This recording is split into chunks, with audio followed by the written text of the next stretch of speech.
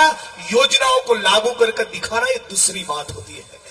मैं गुजरात से आता हूं, लेकिन राजस्थान की कांग्रेस सरकार ने जो योजनाएं लागू की और उन योजनाओं को इस प्रकार से जमीन पर उतार के दिखाया, राजस्थान कांग्रेस अशोक गहलोत के मॉडल के सामने गुजरात मॉडल की कोई औकात नहीं। और आप तमाम साथियों को ये कहना चाह रहा हूं, ये संविधान को बचाने की लड़ाई है, हमारे लोकतंत्र को बचाने की लड़ाई है। और राहुल गांधी, कांग्रेस पार्टी आपको वचन देती है कि 5 साल के भीतर सरकार बनते ही 30 लाख युवाओं को सरकारी नौकरी मिलेगी। कितने? मेरे साथ कहिए, कितने युवाओं को रोजगार मिलेगा? 30 सारे किसानों का कर्जा माफ होगा। क्या होगा? क्या होगा? क्या होगा? सारी परिवार की एक बहनों को हर साल 1 लाख रुपया मिलेगा। हमारी माताओं को, बहनों को, हर एक परिवार की एक बहन को कितना मिलेगा? 1 लाख। कितना मिलेगा? जितना भी स्टूडेंट, जितना भी युवा डिप्लोमा और डिग्री किया है, राहुल गांधी का वचन है, जुमलेबाज मोदी नहीं, उसको हर महीने 8,500 के हिसाब से 1 साल तक मिलेगा 1 लाख रुपया। कितना मिलेगा? किसानों का कर्जा माफ होगा, मिनिमम सपोर्ट प्राइस मिलेगी, 5 साल के भीतर खाली पड़े सरकारी पदों में भर्ती होगी। साथियों, ये तमाम योजनाएं लागू करनी है तो बेनीवाल जी को जिताना है, और साथ साथ पूरे प्रदेश के अंदर जहां पर भी आपके परिचित है, जहां पर भी रिश्तेदार है, उन तमाम लोगों को कहिए कि इंडिया अलायंस और कांग्रेस पार्टी की सरकार बनानी पड़ेगी।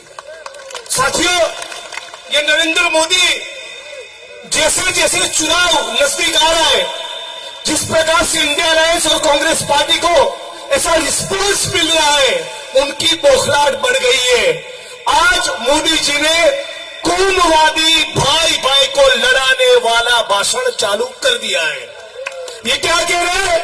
आज मोदी जी ने भाषण में कहा कि ये कांग्रेस वाले सारी धन दौलत मुसलमान में बांटना चाहते हैं। हम खुलकर कहना चाहते हैं, ये जो पंजा है ना, पंजा, वो दलित, आदिवासी, ओबीसी, मुस्लिम और हिंदू, इन तमाम लोगों से बनता है, और इसीलिए उसको पंजा कहते हैं।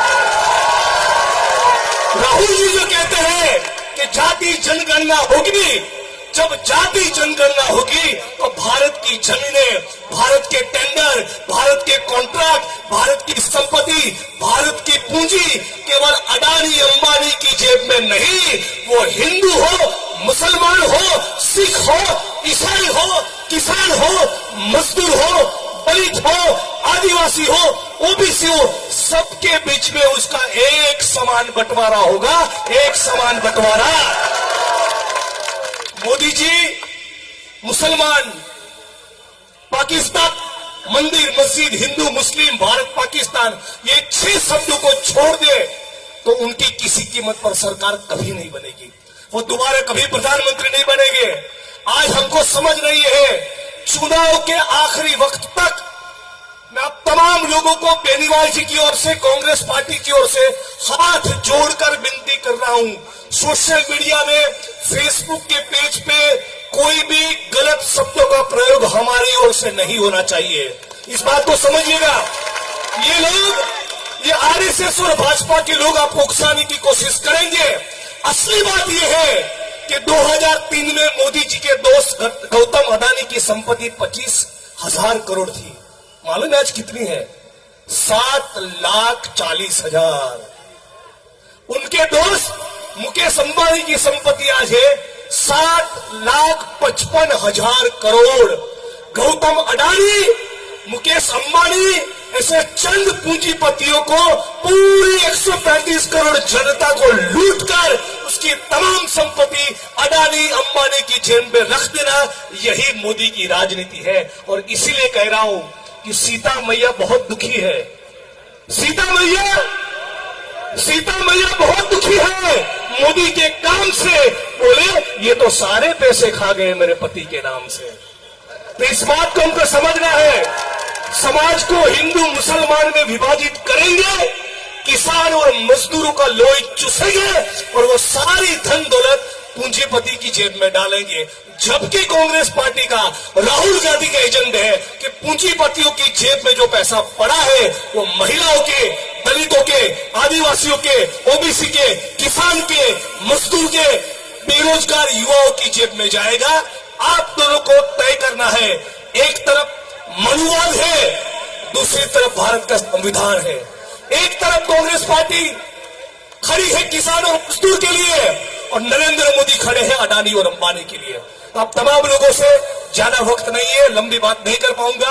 अब तमाम लोगों से हाथ जोड़कर विनती यही है, आज अभी इस वक्त जिस ऊर्जा, जिस उत्साह के साथ आप खड़े हैं, जब तक बटन दबाए नहीं तब तक आप लोगों को एक एक बूथ पर जाकर एक एक व्यक्ति को समझाना है कि हर कीमत पर जीत बेनीवाल जी की होनी चाहिए। यदि मैं बाड़मेर का, यहां का रहने वाला होता तो मेरा भी वोट बेनीवाल जी को जाता और इसीलिए मेरे साथ नारा लगाइए, बेनीवाल जी तुम आगे बढ़ो, बेनीवाल जी तुम आगे बढ़ो, बेनीवाल जी तुम आगे बढ़ो। जय भीम, जय भारत, जय कांग्रेस। लड़ेंगे और जीतेंगे। नरेंद्र मोदी आरएसएस और भाजपा को कह रहे हैं ये धरती अपने आप की नहीं किसी के बाप की। लड़ेंगे और जीतेंगे। आदरणीय हेमाराम जी चौधरी